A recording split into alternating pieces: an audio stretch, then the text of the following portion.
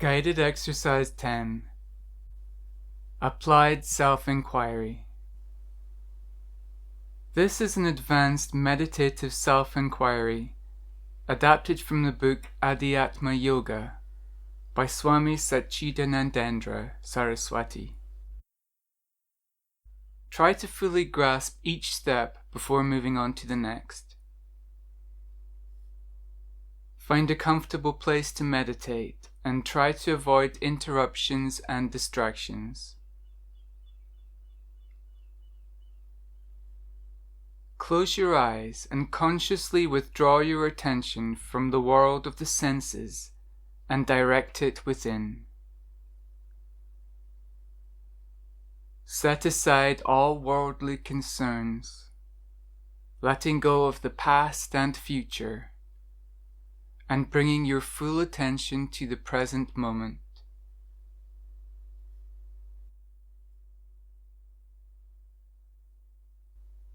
Notice that when your eyes are closed, the outside world vanishes. Your experience of the outside world happens via the five senses: sight, sound, touch, taste, and smell.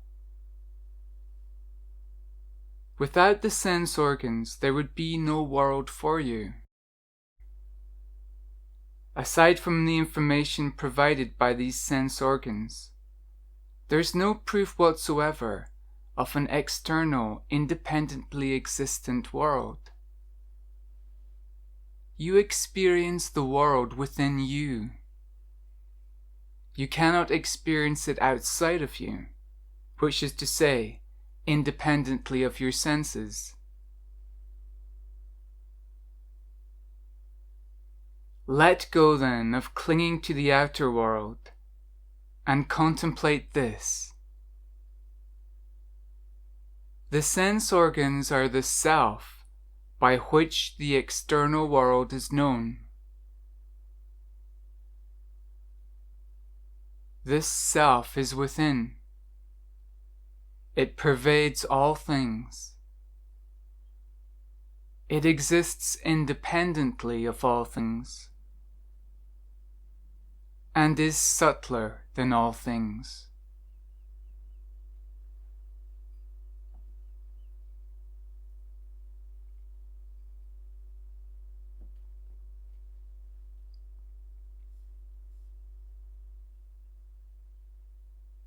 Now try to find the source of your sense organs. What is it that enables the senses to be known? The information delivered by the sense organs is known by the mind. Without the mind, no sensory information would be possible. The mind is, therefore, the self of the senses. This self is within. It pervades all things. It exists independently of all things, and is subtler than all things.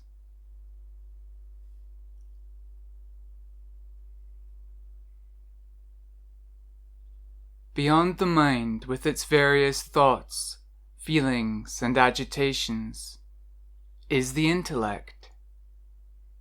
The intellect is that which takes the experience of the mind, analyzes and interprets it, and determines courses of action. Without the intellect, the mind would be unable to function. Intellect, therefore, is the self of the mind. This self is within. It pervades all things. It exists independently of all things, and is subtler than all things.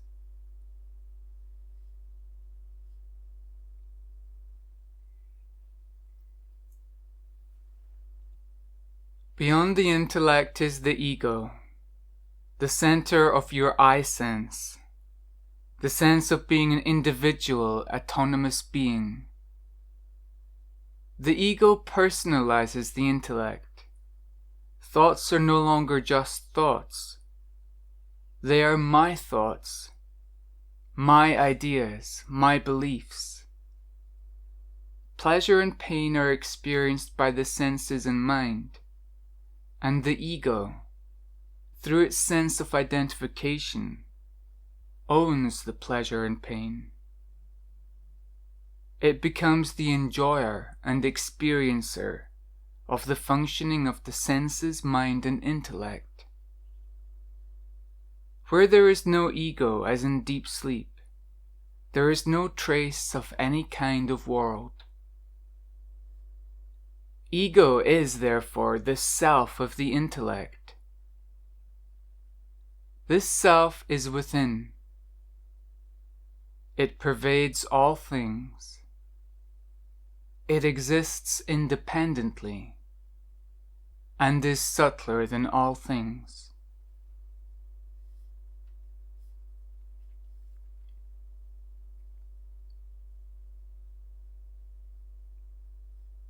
Beyond the ego is that which witnesses the ego.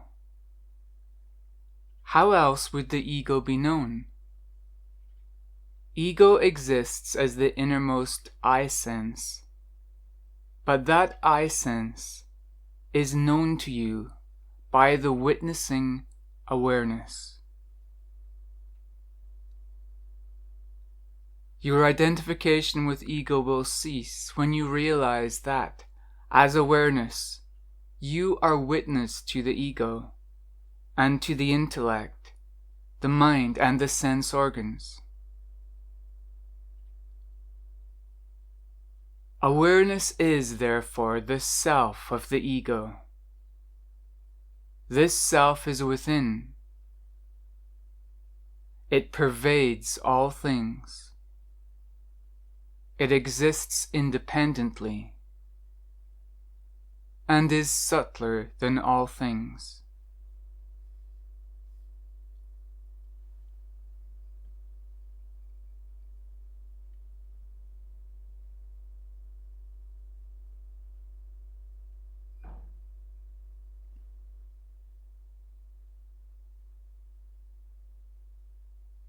Knowing the truth that all is perceivable only by awareness, which itself cannot be perceived, take a stand in awareness, your own self.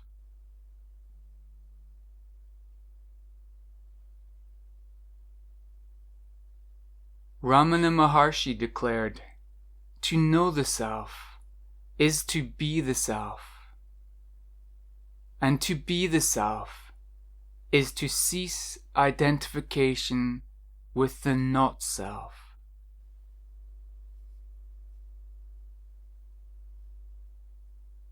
The self, awareness, is that in which all things appear, from the ego, mind, and thoughts, to the outer world perceived by the senses.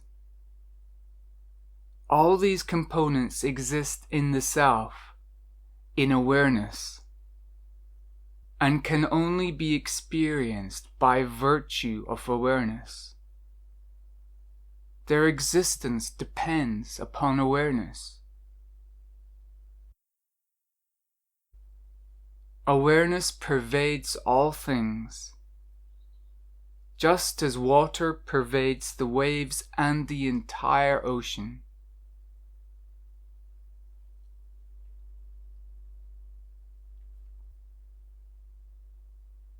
Just as the desert mirage has no existence or substance apart from the sand, all phenomenal experiences have no existence apart from the self.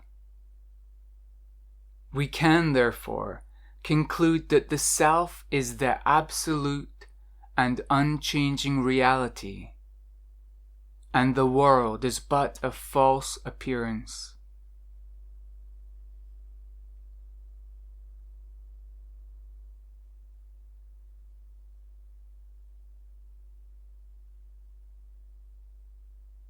Abide in awareness as awareness.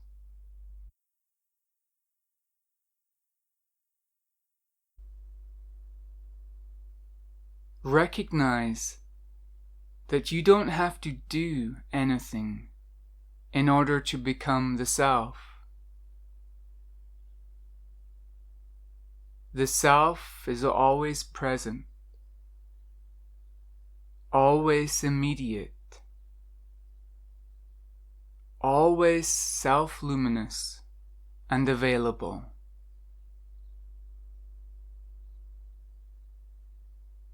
The only effort needed to attain the Self is to remove your false identification with the objects appearing in the Self. From the body and sense organs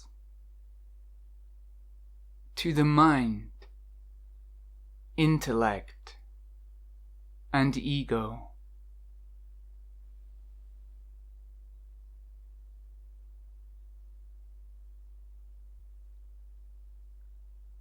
In order for the truth to be known,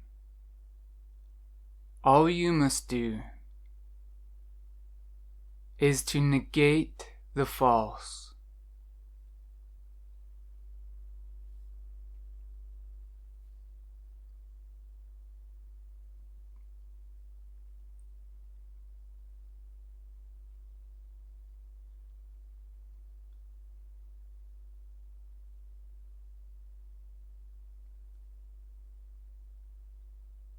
Remain in this contemplation as long as you wish, before resuming your day.